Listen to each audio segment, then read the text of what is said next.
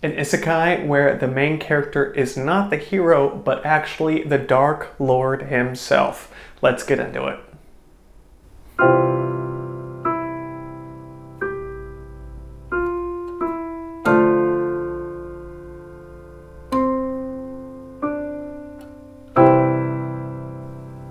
Hey everybody, welcome back to Fantasy Inc. My name is Wyeth, and today we are talking about a really interesting first book in the series called Only Villains Do That. Oftentimes I will try my best to find things that break the mold, or maybe are not as well known as other books out there, and I feel like this one is a prime example of an author having fun with their own story here. In this story, jumping into a semi-spoiler-free review, our main character is Seiji, a young-ish adult man who is saving up money to become a musician in America, and currently he lives in Japan with parents from both countries, and he has always found himself to be the man in the middle, not accepted by either to some degree. He is in a train station where he is having an argument with a very obnoxious young lady when everything freezes, and he, as well as a young, in his own words, otaku boy who is right next to him in the train station, are chosen by two goddesses, one to become the hero and one to become the villain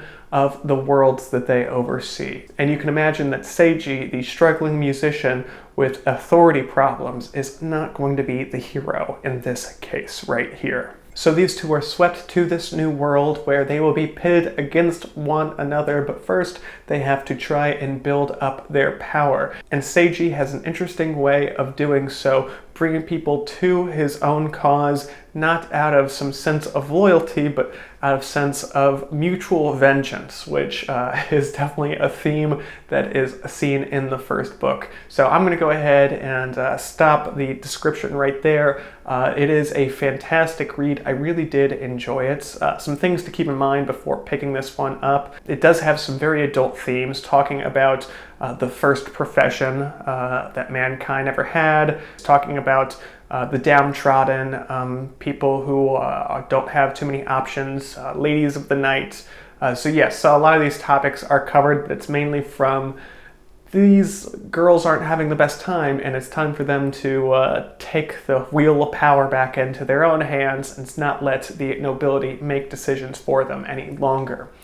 So yes, some topics are not child-friendly, I would say, but I would not be afraid of recommending this book to man or woman, in my opinion. But enough about all that. We'll go ahead and jump to the pro of this book series right here, and the pro that I do want to start out with is going to be Seiji's magic system, or at least spell combination. When it comes to the hero and the villain of this new story, or at least each arc that the goddesses find themselves creating, they each get something special about themselves. And Seiji's is spell combination. Sounds alright if you're just going to see it on the status screen as an option, but Seiji is lucky as heck. He can find a way to combine two unrelated spells into something that could be considered fairly powerful if you have the imagination to do it. An example of this may be Summon Slime and Spark, aka the initial spell in Fire Conjuration.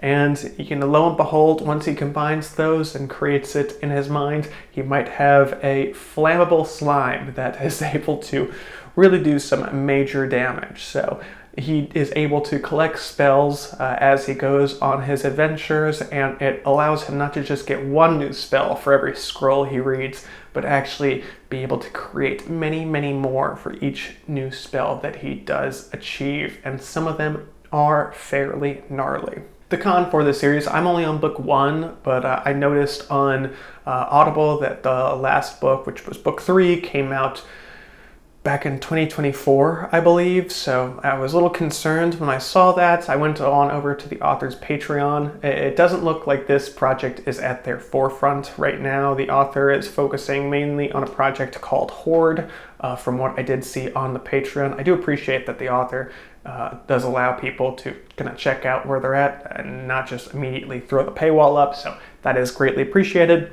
but I don't see book 4 coming out anytime soon for this series. So it is something that might stumble your journey if you get pretty far into it. I'm about to start book 2 myself, so looking forward to how this series progresses, but I hope I'm not in that same case myself. The second and last pro is definitely going to be that dark fantasy element that the story does bring to the table.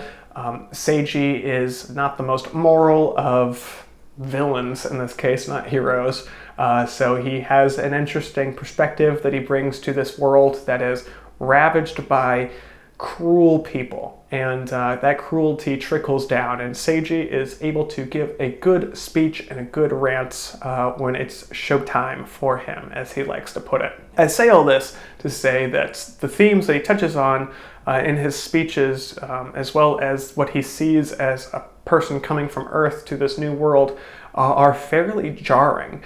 And seeing people struggling to make ends meet, stealing, killing for cruelty, it is tough to see. But I think it does add a lot to the theme of what the book is trying to convey, and I think Seiji is the perfect protagonist to give Earth sensibilities a place to find their home on this new world, at least in my personal opinion.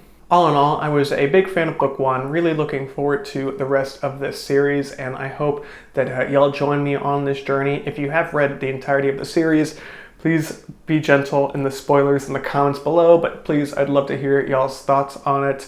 If you are just joining me with this one, fantastic. I look forward to getting your opinions on it when you do pick this one on up. Since this is just a review on book 1, not going to do a deep dive for this video, but y'all are welcome in the comments below to share your thoughts if you don't mind. With all that said, I do appreciate everyone's time. I hope everyone continues to have a fantastic rest of your week, and be sure to keep reading.